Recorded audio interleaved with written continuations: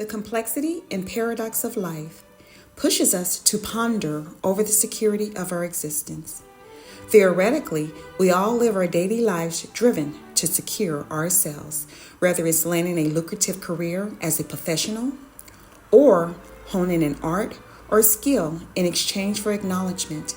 And once again, that word, security. Dido Elizabeth Bell was born a biracial woman in England during a time of enslavement in the late 1700s. Bell's story displayed a delicate life between two lives, the contrast between subjugation and privilege. We will cover Bell's life navigating between two worlds. I asked a question: how did Bell, an enslaved woman, secure an aristocratic life while walking a cultural tightrope due to the subjugation resulting from contradictions from her family circle? Why the family fostered and created contradictory situations while raising Bell to be a Gentile lady. Let's travel to England in the late 1700s and visit an unlikely aristocrat, Dido Elizabeth Bell.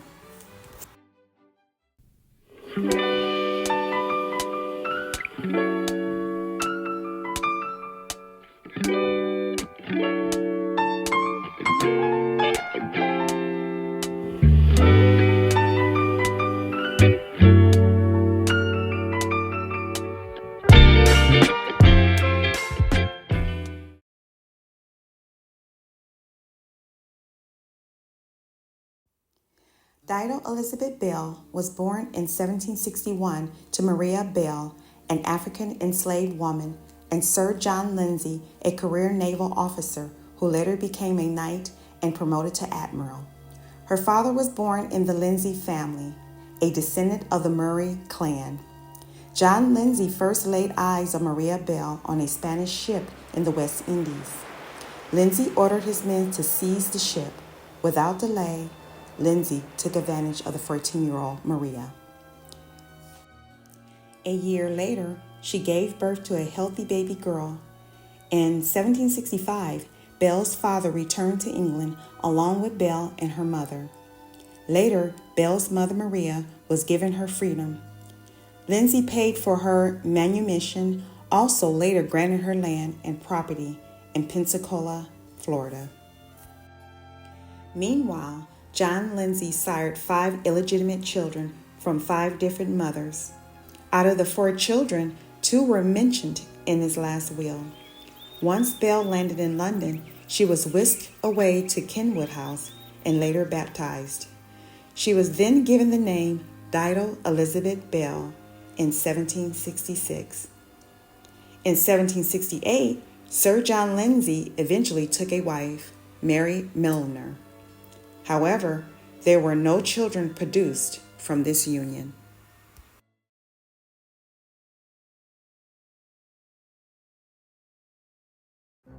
John Lindsay thought it was a good idea to keep Bell in the care and company of his wealthy uncle, William Murray I, who later became Earl of Mansfield, and his wife Elizabeth Murray, who later became known as the Countess of Mansfield. Bell was to be highly educated as well as groomed in finishing school to become a lady. Bell was not the only child in the care of the Murrays. Fergus Mason, author of Dido Elizabeth Bell, a biography, wrote, quote, "He shared it with his wife and their 2 adopted daughters, who in fact were his great-nieces, the children of 2 of his nephews placed in his care because they had both lost their mother," end quote. So Bell had plenty of company and, most importantly, another girl her age she could bond with. Mason went on to say, quote, "Their 2 girls enjoyed good educations, the finest clothes, and a fabulously wealthy, privileged lifestyle," end quote. Furthermore, Bell's father, Sir John Lindsay, died from poor health in the year 1788. It was later recorded in his obituary that he described Bell as his mulatto daughter, air quotes, natural daughter. And he went on to also say, she is to gain the highest respect and honor from all of his lordship. Maybe this was an attempt to soften the past atrocities he has done to Belle's teen mother. So I mentioned previously there were two nieces the Murrays took into their care. Grandniece Lady Elizabeth Murray, born a year before Belle, developed a sister-like relationship with Belle. It was discussed amongst the Murrays when Belle and Elizabeth were young children if Belle should be a playmate to Elizabeth. And later, as they both grew into young women, should Belle serve Elizabeth as an assistant, quote-unquote maid? However, because of Belle's baptism and her grace as a lady, in her own right, Belle was honored as more than just a personal maid. She was more like a lady's companion.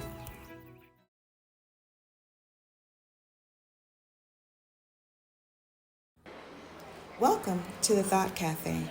I am having my coffee and chatting with you. I want to cover a word and then next a phrase. Manumission was a legal act of giving an enslaved person their freedom papers. The phrase lady companion in the 17 and 1800s just meant a close platonic friendship. Because patriarchal rule was intensely practiced, women having the sense of freedom within their own spaces was important to them. For an example, having tea and gossip in the ladies' parlor was essential for them. Hence the word tea and gossip we use today. Let's continue.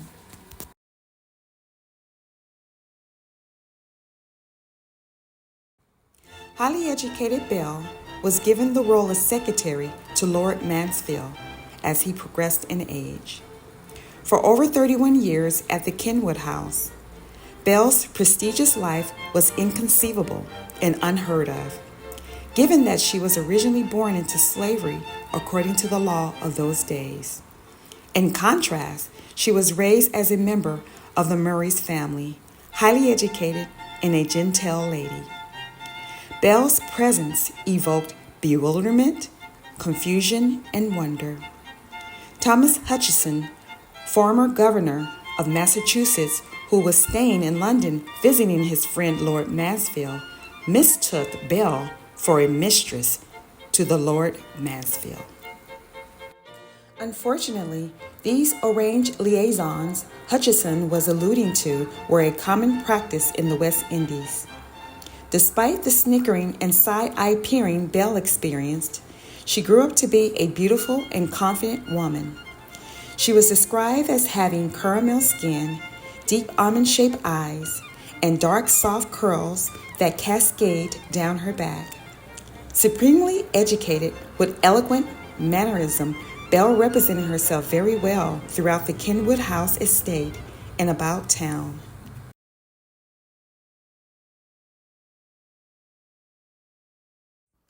Although Lord Mansfield has increased in age, he continued to practice law within the Supreme Court in England.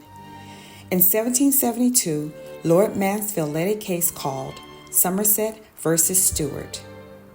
The case involved an escaped enslaved man whose owner threatened to return him back to the West Indies to be resold. Lord Mansfield, with the support of abolitionists, ordered the charges against the enslaved man to be dropped. Whispers circulated across town. Quote, "That black lady, Belle, ruled the Kenwood House," end quote. Belle had made an enormous impression on the Mansfield estate, as well as the English laws. By default, Belle blew out the status quo and challenged the societal norms of her time. However, on many occasions, Belle was not allowed to dine with the visiting guests of Kenwood House and her family. To the contrary, after meals, she was invited into the ladies' room to enjoy coffee and pastries. Belle controlled a few notable positions within the Kenwood household. She managed the administrative business of overseeing the family's dairy and poultry stock for the Kenwood estate. She was given 20 pounds and later earned an additional 10 pounds for special occasions like birthdays and Christmas holidays. In contrast, Lady Elizabeth was given 100 pounds due to her status as an heiress through her mother's nobility status. Generally speaking, the title of illegitimate was a social stigma and economically stifling.